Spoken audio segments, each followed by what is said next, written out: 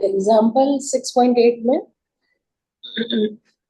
Question है कि when 0.1 kg bullet is fired from a 5 kg gun, ठीक है, with a force of 2 Newton. The gun recoils. What are the magnitude of initial acceleration of the bullet and the gun? ठीक है, अब इसमें सबसे पहले हम लोग देखेंगे क्या क्या गिवन है। गिवन है क्वेश्चन में हमारा मास ऑफ बुलेट,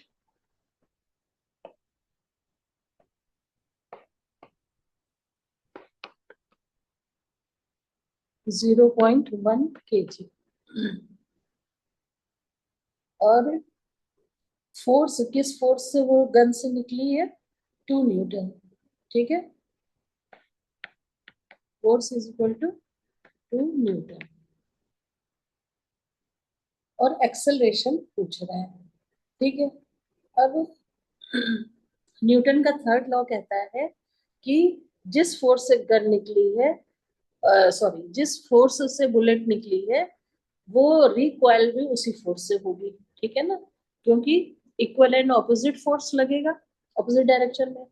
तो यहाँ पर जो है रिकॉइलिंग फोर्स जो होगा गन का वो भी 2 न्यूटन ही होगा।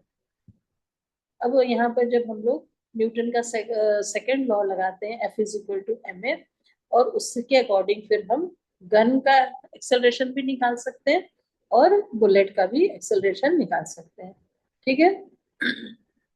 तो सबसे पहले हम बुलेट का लिख रहे हैं। बुलेट का जो है मास इतना है और फोर्स इतना है, तो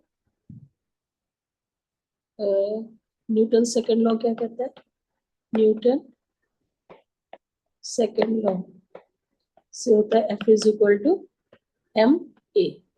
यहाँ फोर्स है 2 न्यूटन, मास है 0.1 इंटू ए, तो ए की वैल्यू क्या हो जाएगी यहाँ पर 2/0.1, डेसिमल हटाएंगे तो ऊपर एक जीरो बढ़ जाएगा और आंसर आ जाएगा हमारा 20 मीटर पर सेकेंड स्क्वायर। ये एक्सेलरेशन हो गया, ठीक है, बुलेट का।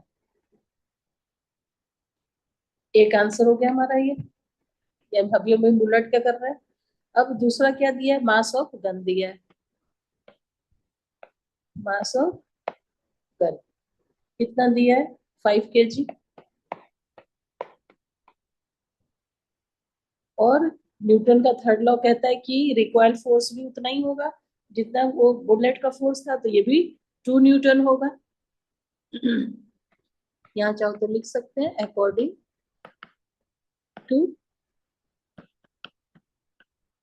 Newton's third law required force is equal to 2 newton, ये भी उतना ही हो जाएगा।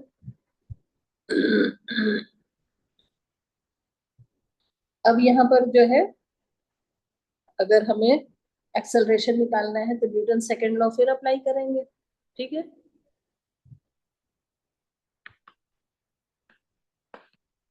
According to Newton's second law F is equal to M A, ठीक है, यहाँ फोर्स यहाँ भी 2n है इंटू मास 5 kg है, तो एक्सेलरेशन कितना हो जाएगा, एक्सेलरेशन बराबर हो जाएगा 2/5, तो इसको अगर हम डिवाइड करेंगे तो आंसर आ जाएगा हमारा 0.4 मीटर पर सेकेंड स्क्वायर, तो ये सेकंड आंसर हो जाएगा। ये हो गया एक्सेलरेशन ऑफ गन, ठीक है। ये हो गया हमारा। इसके बाद है topic forces acting on A system of object.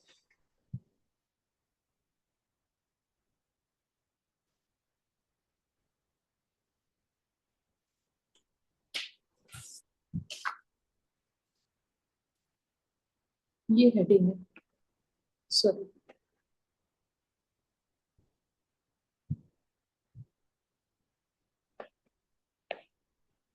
forces acting on a system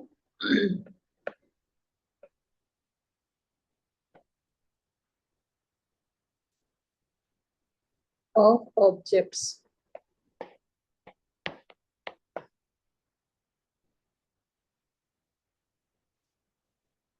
system of objects का मतलब है कि ऑब्जेक्ट एक से ज्यादा है, ठीक है, तो उसको पूरा एक सिस्टम मान लिया गया है।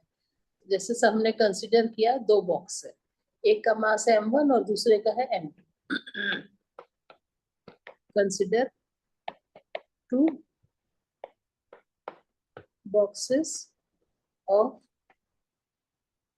masses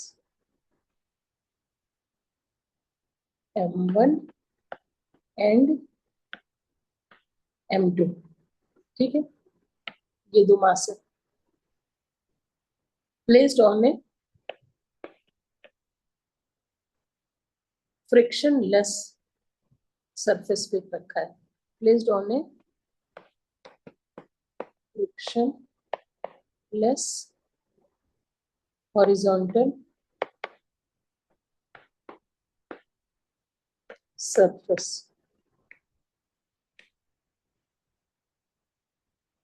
और दोनों बॉक्स जो है एक स्ट्रिंग से बंधा हुआ है एंड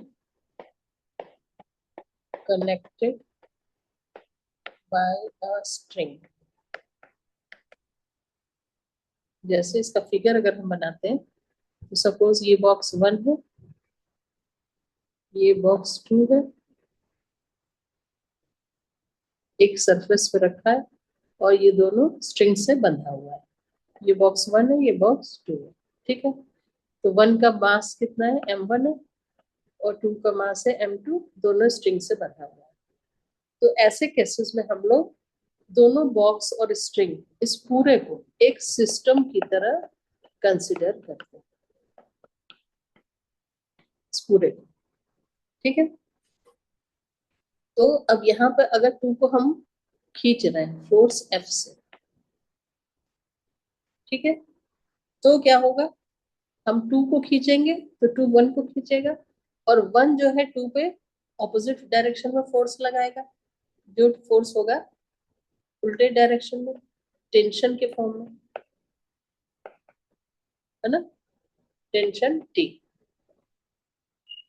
अब दोनों का जो रिजल्टेंट होगा अगर वो ज्यादा होगा और दोनों के मास से ज्यादा हुआ तो फॉरवर्ड डायरेक्शन में ये पूरा सिस्टम मूव करेगा, ठीक है। तो ऐसे केस में अगर हमको एक्सेलरेशन निकालना है तो हम क्या करेंगे, हम ये पूरे को एक सिस्टम की तरह कंसिडर करेंगे और इंटरनल फोर्स जो भी है टेंशन वाला या दूसरे फोर्सेस है उनको कंसिडर नहीं करेंगे, ठीक है। तो हम यहाँ लिख लेते हैं consider two boxes and string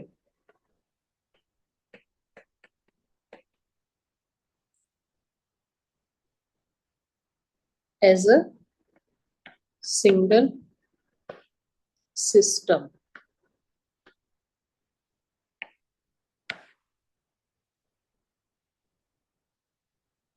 and internal forces जो है, इंटरनल फोर्सेस जैसे टेंशन है ब्रैकेट में लिख लो, विल नॉट कंसिडर। ये इसलिए बता रहे हैं कि न्यूमेरिकल में अगर इस तरह का सिस्टम आता है तो आपको क्या करना है, इस पूरे को एक सिस्टम की तरह कंसिडर करेंगे और कैलकुलेशन करेंगे, ठीक है। अब यहाँ पे न्यूटन सेकंड लॉ अगर लगाएं, by Newton second law, F is equal to M में होता है सेकंड लॉ। तो हमको एक्सेलरेशन निकालना है ना, तो एक्सेलरेशन इज इक्वल टू क्या हो जाएगा F बाई m। और यहाँ हम m की जगह क्या लिखेंगे, mass of system, mass of system. अब मास ऑफ सिस्टम में दो चीज है, दो बॉक्स है तो दोनों के बॉक्स को लिखेंगे, क्या हो जाएगा, F/m1 प्लस m2। इसको एक सिस्टम की तरह कंसिडर करेंगे और कैलकुलेशन कर देंगे, ठीक है। और इसमें जब कोई इस तरह का कोई सिस्टम काम करता है, तो इसमें इसके अलावा भी हमने स्टार्टिंग में बताया था कि फोर्स काम करते हैं। कोई भी अगर हम चीज पुश कर रहे हैं, फोर्स कर लगा रहे हैं, तो इसमें एक तो ग्रेविटेशनल फोर्स नीचे की तरफ काम करता है, और इसका अपोजिट नॉर्मल ऊपर की तरफ काम करता है, जो सरफेस ऑफ ऑब्जेक्ट पे लगाती है। तो ये जो हमारा नॉर्मल है N1 प्लस N2, इसको, ये ग्रेविटेशनल फोर्स जो है, जो इसका मास है M1 प्लस M2, ये मास है ना mg, तो ये दोनों एक दूसरे को बैलेंस करता है। तो ग्रेविटेशनल फोर्स और इस दोनों को हम लोग कंसिडर नहीं करते हैं, क्योंकि दोनों एक दूसरे को बैलेंस कर रहा है। सिर्फ हम जो F force direction, forward direction में लग रहा है, इसको कंसिडर करेंगे और कैलकुलेशन करेंगे, ठीक है। इसको भी चाहो तो लिख सकते हैं, sorry.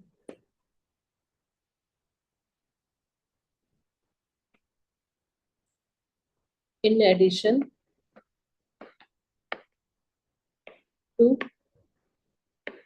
F, the gravitational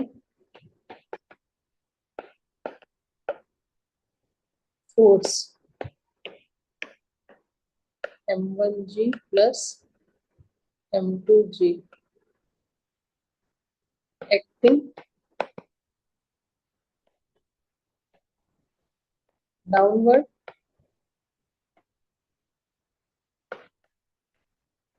which is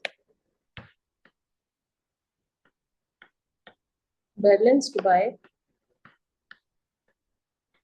normal force।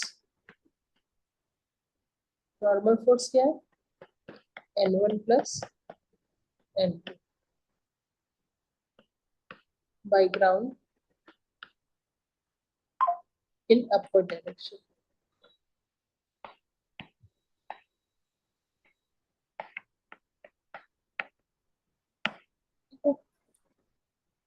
ये लेसन आपका खत्म हो गया। एक्सरसाइज के क्वेश्चंस आप लोग करिएगा।